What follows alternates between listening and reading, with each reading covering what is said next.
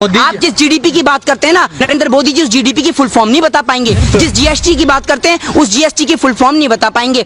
आत्मनिर्भर की बात करते हैं, आत्मनिर्भर बोलने के लिए ना अंजना ओम कश्यप की जरूरत पड़ती है, आत्मनिर्भर नहीं बोल पाते ये हैं। और आत्मनिर्भर बनने की बात करते हैं, डोनाल्ड ट्रंप की बात करते हैं, अपने यार की बात करते हैं, उसका नाम इनसे ठीक से लिया नहीं जाता और अपने आप को इस देश का प्रधानमंत्री बनाते हैं। मोदी जी मरने वालों की संख्या दुगनी कर रहे हैं। मोदी जी मत करिए।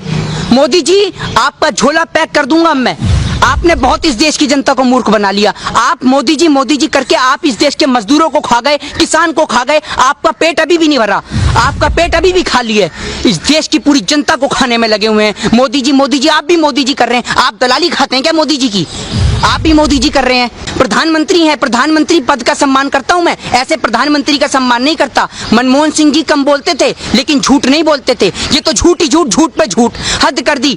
अब बात पानी सर से ऊपर जा चुका है। आप लोगों को मरने के लिए सड़क पे छोड़ रहे हैं। आपके पास कोई सुविधा नहीं है, आपके पास पॉलिसी नहीं है। नरेंद्र मोदी जी अगर आप में दम है तो आइए, आप एक दिन मुझसे ही डिबेट करके दिखाइए। मैं आपको बताऊंगा कि आपको इस देश के बारे में क्या जानकारी है। ये देश वो है जिसके अंदर नालंदा, ताशकंद जैसी यूनिवर्सिटी है। ये देश वो देश है जिन्होंने महारानी लक्ष्मीबाई जैसी वीरांगना को पैदा करा। ये देश में आप जैसे लोगों की जरूरत नहीं है जो इस देश के नागरिकों को मरने के लिए सड़क पे छोड़ दे। वो मजदूर जिसके घर जाने के लिए उस पर किराया नहीं है, खाने को रोटी नहीं है, वो अफसर क्या ढूंढेगा? वो अफसर तो ये ढूंढ रहा है कि कोई खाली पेड़ मिल जाए जिसमें रस्सी भी टंगाई मिल जाए तो मैं अपने परिवार के साथ में मर जाऊं। उस माँ से जाके पूछिए जो सड़क पे मृत हो जाती है। वो एक छोटा बच्चा, छोटी सी उम्र का बच्चा अपनी मृत माँ का दूध पी रहा होता है पेट भरने के लिए। उस माँ से पूछिए जिसके पेट में नवजात शिशु पल्ला होता है और उसको 8 हॉस्पिटल में जाने के बाद भी कहीं जगह नहीं मिलती और वो माँ दर दर की ठोकरें खा के, अस्पतालों की ठोकरें खा खाकर एम्बुलेंस के अंदर अपना दम तोड़ देती है। क्या ये घटना शर्मसार नहीं है? आपको भले ही शर्म ना आती हो लेकिन मेरे भी घर में माँ है तो मेरा दिल यहाँ से दुखी होता है और मेरे को शर्मिंदगी महसूस होती है कि आज हमारे देश का प्रधानमंत्री ऐसा है जो अपने व्यापारिक मित्रों की मदद कर रहा है। ऐसी स्थिति में भी वो सोच रहा है कि कैसे मैं चुनावी प्रचार करूं, कैसे मैं बिहार को अपने नाम करूं, कैसे मैं बंगाल को अपना नाम करूं।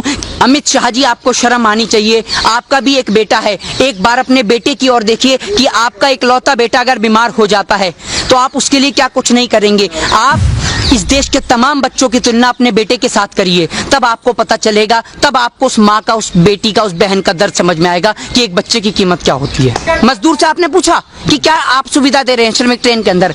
राजधानी में आप भेज नहीं रहे और राजधानी का किराया वसूल कर रहे हैं। आपको शर्म नहीं आ रही? कितनी और दलाली खाएंगे? इस देश के चौथे स्तंभ को पूरा तो जंग लगा चुके हैं, कारण इस देश का चौथा स्तंभ गिर भी जाएगा और हम लोग जिंदा हैं इस देश के चौथे स्तंभ को बचाने के लिए। हम ऐसे लोगों का कदापि साथ नहीं देंगे और तमाम लोगों से मेरा निवेदन है, जिन माँओं ने, जिन बहनों ने, जिन बेटियों ने अपने घर परिवार के सदस्यों को खोया है, उनको पता है कि दुख दर्द क्या होता है। और अब आपको और हमें, आप क्या सोच रहे हैं कश्मीर के अंदर कश्मीरी पंडित किस तरीके से मारे जा रहे हैं? आप इस हिंदुओं का वोट का सिर्फ इस्तेमाल करेंगे वोट बैंक के लिए? अब इस देश का हिंदू भी जाग चुका है, मुस्लिम भी जाग चुका है, सिख भी जाग चुका है, ईसाई भी जाग चुका है। प्रधानमंत्री जी ऑनलाइन सुविधा करते हैं कि आप इस पे कॉल कीजिए और भारतीय जनता पार्टी की सदस्यता लीजिए। तो प्रधानमंत्री जी एक नंबर जारी कर सकते थे कि पूरे देश में कहीं भी मेरे भारतवर्ष का कोई भी मजदूर परेशान है, किसी भी जाति धर्म को मानने वाला, वो इस नंबर पे कॉल करे, उसके लिए खाना और राशन पहुंचाया जाएगा। प्रधानमंत्री ये कर सकते थे। प्रधानमंत्री ये कर सकते थे कि दिल्ली के तमाम बॉर्डरों से लेकर यूपी, लखनऊ, वाराणसी, कानपुर, केरल, कर्नाटक, पश्चिम बंगाल, हरियाणा, तमाम जगह, क्योंकि प्रधानमंत्री पूरे देश का होता है, तमाम जगहों पर भारतीय जनता पार्टी वालों को और उन निक्करधारी सेवकों को खड़ा कर देते कि कहीं भी मेरे भारतवर्ष का कोई भी मजदूर पैदल जाते हुए दिखे तो उसको सुविधा कराओ आने जाने की, और अगर कोई प्यासा दिखे तो उसे पानी की सुविधा कराओ। देश के प्रधानमंत्री इतना तो कर सकते थे। अरे इस लॉकडाउन के अंदर तो इतना देखने को मिला है कि लोगों को पानी तक नसीब नहीं हुआ, भूखे और प्यासे मर गए।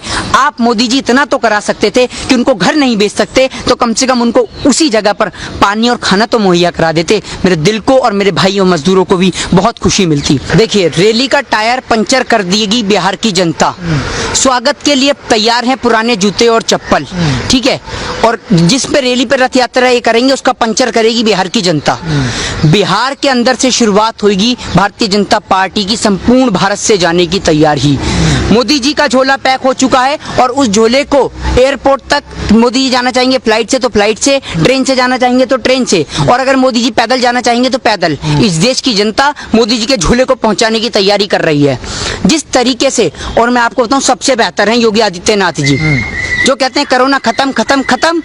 योगी आदित्यनाथ जी के पास ऐसी पॉलिसी है कि अगर कोरोना खत्म नहीं होगा तो झट से खत्म कर देंगे। वो क्या पॉलिसी है? वो पॉलिसी ये है कि भारत का नाम बदल के न्यूजीलैंड कर देंगे। खत्म, अंधभक्त खुश कि भैया कोरोना खत्म, क्योंकि नाम ही बदल गया।